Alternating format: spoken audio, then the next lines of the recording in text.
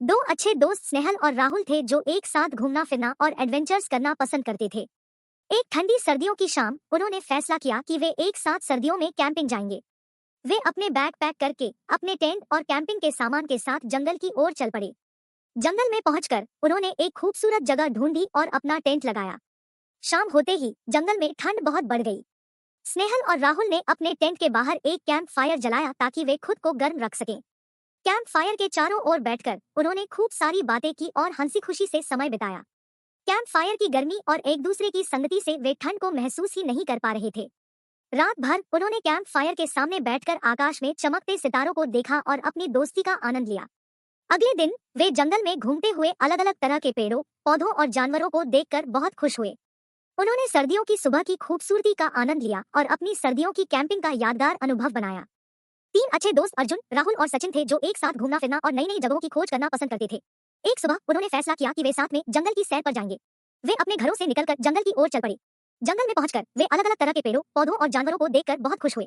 कुछ देर बाद उन्हें एक बहुत ही बड़ा और ऊंचा पेड़ दिखाई दिया। अर्जुन, राहुल और सचिन ने उस पेड़ पर चढ़ने का फैसला किया। उन्होंने पेड़ की मजबूत शाखाओं को पकड़कर धीरे धीरे ऊपर चढ़ना शुरू कर दिया। कुछ ही देर में वे पेड़ की सबसे ऊंची शाखा पर पहुंच गए।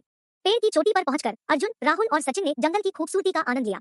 उन्होंने दूर दूर तक फैले हरे भरे पेड़ों, नीले आसमान और उड़ते हुए पक्षियों को देखा। उन्होंने पेड़ की शाखाओं पर बैठकर खूब सारी बातें की और हंसी खुशी से समय बिताया। पेड़ पर बैठकर उन्हें ऐसा लग रहा था कि वे सारी दुनिया से दूर हैं और सिर्फ प्रकृति की गोद में आराम कर रहे हैं। कुछ घंटों बाद अर्जुन, राहुल और सचिन पेड़ से नीचे उतर आए। उन्होंने जंगल में घूमना जारी रखा और अलग अलग तरह के पत्ते, फल और फूल इकट्ठा किए। शाम होने से पहले वे अपने घर वापस आ गए। उन्होंने अपनी जंगल की सैर का यादगार अनुभव बनाया और यह सीख लिया कि प्रकृति के साथ समय बिताना कितना अच्छा है। मीना को हर साल स्कूल में होने वाली स्पोर्ट्स डे में भाग लेना बहुत पसंद था। वह हर शाम अपने घर के पीछे के मैदान में जाकर अलग अलग तरह के खेलों का अभ्यास करती थी।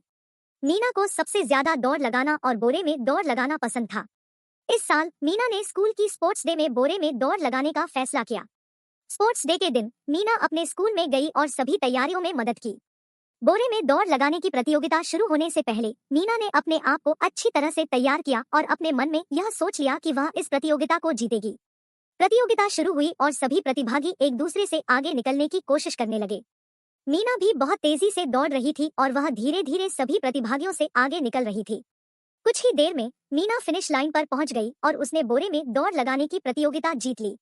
मीना बहुत खुश हुई और उसने यह सीख लिया कि मेहनत और लगन से हमेशा सफलता मिलती है। मीना आगे भी हर साल स्कूल की स्पोर्ट्स डे में भाग लेती रही और अपनी खेल प्रतिभा का सभी के सामने प्रदर्शन करती रही।